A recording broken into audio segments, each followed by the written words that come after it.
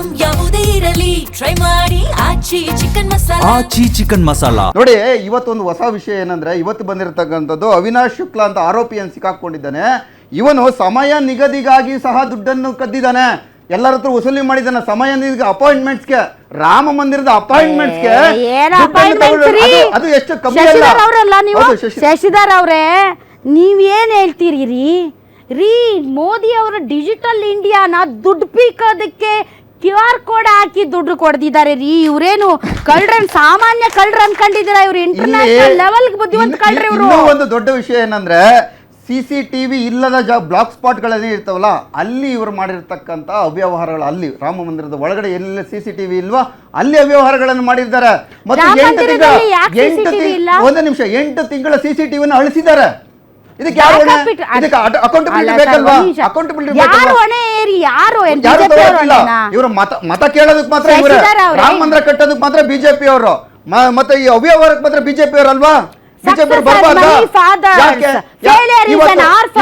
So ಸಕ್ಸಸ್ಗೆ ಎಲ್ಲದಕ್ಕೂ ಇವ್ರು credit ತಗೊಂಡ್ರು. ಇವತ್ತು ಅಲ್ಲಿ ಏನೋ ಫೇಲಿಯರ್ ಆಗಿದೆ, ಹಂಗಾಗಿ ಅವ್ರು ಅದನ್ನ ಯಾಕೆ ತಗೊಳ್ತಾರೆ? ಸಕ್ಸಸ್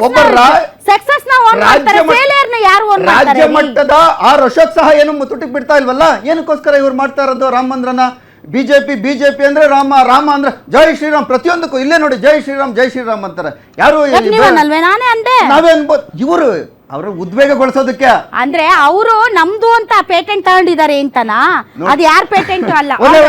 ಮುಗೀತು ಸರ್. ಯಾವಾಗ ನೀವು ಬುಲ್ಡೋಸರ್ ಕಳಿಸಿರೋ ಸಂಪತ್ ರಾಯ್ ಮನೆಗಾಗ್ಲಿ, ಅರೆಸ್ಟ್ ಆಗಿರೋದ್ ಮನೆಗಾಗ್ಲಿ ಮಾತೆತ್ತಿದ್ರೆ ಯೋಗಿ ಆದಿತ್ಯನಾಥ್ ಬುಲ್ಡೋಸರ್ ಅಂತಿರಲ್ಲ, ಅವ್ರಿಗೆ ತಪ್ಪು ಮಾಡಿರೋರ್ಗೆಲ್ಲ ದಯವಿಟ್ಟು ಅರೆಸ್ಟ್ ಮಾತ್ರ ಮಾಡಕ್ಕೆ ಹೋಗ್ಬಿಡಿ. ಅವ್ರ ಮನೆ ಸೇರಿ ಎಲ್ಲಾನು ಫುಲ್ ಬುಲ್ಡೋಸರ್ ಹಾಕ್ಬಿಟ್ಟು ಹೊಡೆದಾಕ್ಬಿಡಿ ಸರ್.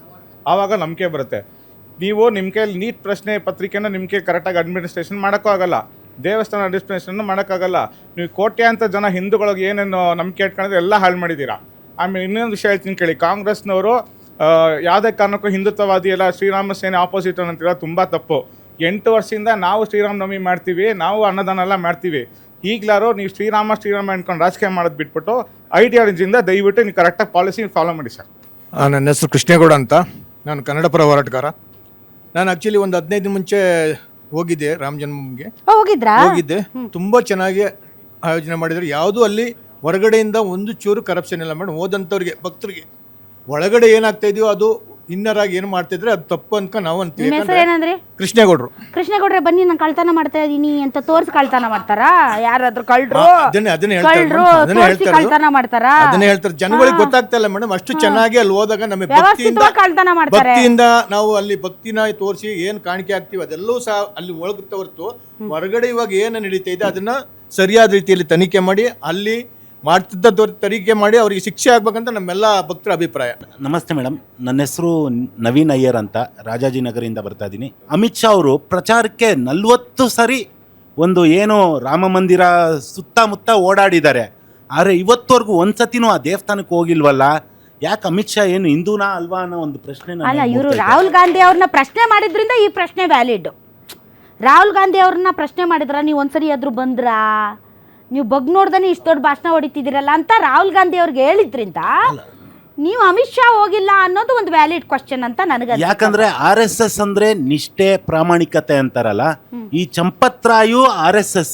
ಸೊ RSS ಅಲ್ಲಿ ಕಳ್ತನ ಮಾಡೋದನ್ನೇ ಹೇಳ್ಕೊಡ್ತಾರ ಅಂತ ಒಂದು ಪ್ರಶ್ನೆ. ಯಾರೋ ಒಬ್ರು ಮಾಡಿದ ತಕ್ಷಣ ಇಡೀ ಆಗುತ್ತೆ. ಕಾಂಗ್ರೆಸ್ ಅಲ್ಲಿ ಎಷ್ಟು ಜನ ಕಳ್ರಿಲ್ಲ? ಎಲ್ಲಾರು ಕಳ್ರ ನೀವು? ಅರೆ ಅವರು RSS ಅವರು ನಿಷ್ಠೆ ಪ್ರಾಮಾಣಿಕತೆ ಅಂತ ಹೇಳ್ತಾರಲ್ಲ ಮೇಡಮ್. RSS ಅಂದ್ರೆ ನಿಷ್ಠೆ ಪ್ರಾಮಾಣಿಕತೆ ಅಂತಾರೆ. 1979ರಲ್ಲಿ ಒಬ್ಬ ಪ್ರೊಫೆಸರ್, ಅದು ಚಂಪತ್ ರಾಯ್ ಏನು ವಿದ್ಯಾವಂತ ಹೋಗಿ ಈ ತರ ಒಂದು ಕಳ್ತನ ಮತ್ತೆ ಇದಕ್ಕೆ ಸಿಗಾಕೊಳ್ತವ್ರಂದ್ರೆ ನಮ್ಮ ದೇಶಕ್ಕೆ ಎಷ್ಟು ಅವಮಾನ ಆಗ್ತೈತೆ, ಎಷ್ಟು ಕಳಂಕ ಇದು. ದಯವಿಟ್ಟು ಯೋಗಿ ಆದಿತ್ಯನಾಥ್ ಅವರು. ನಿಮ್ಮ ಪ್ರಕಾರ ಸರ್, ನನ್ನ ಅಬ್ಸರ್ವೇಷನ್, ನೀವು RSSನ ಹೊಗಳ್ತಿರೋ ತೆಗಳ್ತಿರೋ, ಬಟ್ RSSನ ಶಿಸ್ತನ್ನು ಮಾತ್ರ ಯಾರೂ ಕೂಡ ಪ್ರಶ್ನೆ ಮಾಡೋಕ್ಕಾಗಲ್ಲ, ಆಯಿತಾ? ಆದರೆ ಅಂಥ ಶಿಸ್ತಿನ ಗರಡಿಯಲ್ಲಿ ಬೆಳೆದಂಥ ವ್ಯಕ್ತಿ ಇಷ್ಟು ದೊಡ್ಡ ಕಳ್ಳತನ ಮಾಡ್ತಾರೆ ಅಂತಂದರೆ ಅದು ಎಲ್ಲೋ ತುಂಬ ಹಾರ್ಡ್ ಟು ಬಿಲೀವ್. ಮೇಡಮ್, ಇವತ್ತು ಒಂದು ಮನೆಯಲ್ಲಿ ಒಬ್ಬ ಯಾರು ಕಳ್ತನ ಮಾಡ್ರೆ ಇಡೀ ಆ ಫ್ಯಾಮಿಲಿನೇ ಕಳ್ಳರು ಫ್ಯಾಮಿಲಿ ಅಂತ ಹೇಳಲ್ವಾ ಮೇಡಮ್? ಹಂಗೆ ಆಗಿರೋದು. ಭಾಳ ಜನ ವಿರೋಧಿಗಳಿದ್ದಾಗ ನಿಮ್ಮ ಮೇಲೆ ತುಂಬ ಕಣ್ಣಿರುತ್ತೆ. ಈಗ RSS ಬಗ್ಗೆ ಇಡೀ ಕಾಂಗ್ರೆಸ್ ಮುಗಿಬಿದ್ದಿದೆ, ರಿಜಿಸ್ಟರ್ ಮಾಡ್ಕೊಳ್ಳಿ ಅಂತ. ಸೊ RSS ಬಗ್ಗೆ ಒಂದು ಭಯ ಇದೆ ಇತರರಿಗೆ. ಅಂತ ಸಂದರ್ಭದಲ್ಲಿ ಒಂದ್ ಸ್ವಲ್ಪ ಮೈ ಎಲ್ಲ ಕಣ್ಣಾಗಿರ್ಬೇಕು, ಅವ್ರನ್ನ ಯಾವ್ಯಾವ ಆಯಕಟ್ಟಿನ ಸ್ಥಳಗಳಲ್ಲಿ ಇಡ್ತಾ ಇದೀವಿ, ಎಂತಹ ಮೇಜರ್ ಪ್ಲೇಸ್ಗಳಲ್ಲಿ ಪ್ಲೇಸ್ಮೆಂಟ್ ಮಾಡ್ತಾ ಇದೀವಿ ಅನ್ನೋದ್ರ ಬಗ್ಗೆ ಒಂದ್ ಸ್ವಲ್ಪ ಯೋಚನೆ ಮಾಡಬಹುದಾಗಿತ್ತು ಮೋದಿ ಸಾಹೇಬ್ರು. ಅವ್ರಿಗೇನ್ ಗೊತ್ತಿತ್ತು ಈ ಪ್ರೊಫೆಸರ್ ಹೋಗ್ಬಿಟ್ಟು ಈ ತರ ಕಳ್ಳ ಆಗ್ತಾನೆ ಅಂತ. ಮತ್ತೆ ಇವತ್ತೇನಾಗಿದೆ ಅಂದ್ರೆ, ಇವತ್ತು ಹೆಂಗೆ ಈ ಡೊನೇಷನ್ ಸೀಟ್ಗೆ ಜಾಸ್ತಿ ಒಂದು ಬೆಲೆ ಇದೆಯೋ, ಮೆರಿಟ್ ಸೀಟ್ ಅವ್ರಿಗಿಲ್ವೋ, ಅದೇ ರೀತಿ ದೇವಸ್ಥಾನದಲ್ಲೂ ಯಾರು ಡೊನೇಷನ್ ಕೊಡ್ತಾರೋ ಅವ್ರಿಗೊಂದು VIP ಟ್ರೀಟ್ಮೆಂಟ್. ಯಾರು ಇಸ್ಕೊಳ್ಳೋರು ಇವರೇ, ಟ್ರಸ್ಟ್ ಅವರು. ಟ್ರಸ್ಟ್ ಅಂದ್ರೆ ಯಾರು? ಚಂಪತ್ ರಾಯ್. ಚಂಪತ್ ರಾಯ್ ಅಂತಂದ್ರೆ ಅವನೊಬ್ನೇ ನುಂಗ್ ನೀರ್ ಕುಡಿಯಕ್ಕಾಗತ್ತಾ? 200 ಕೋಟಿ ಅವನೇ ಇಟ್ಕೊಳಕ್ಕಾಗತ್ತಾ? ಮೇಡಮ್ RSS ಟೀಮೇ ಅಲ್ವಾ ಅದು? ನೋಡಿ